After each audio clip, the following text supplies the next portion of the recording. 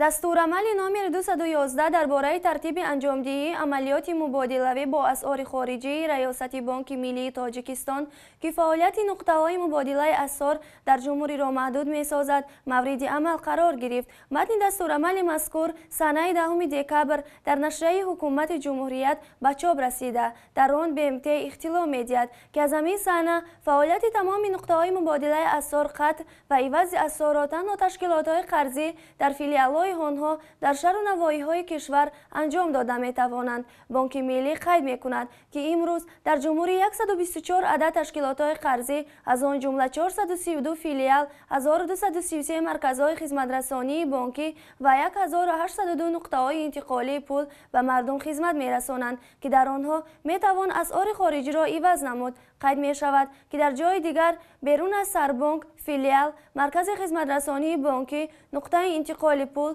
و بانکمت و ترمینال ها انجام دادن عملیات مبادله‌ای قطعاً منع است و رعایت نکردن طلبات مذکور از جانب شخصان واقعی قانون شکنی محسوب گشته باعث جوابگری محرومی و جنایتی می‌گردد.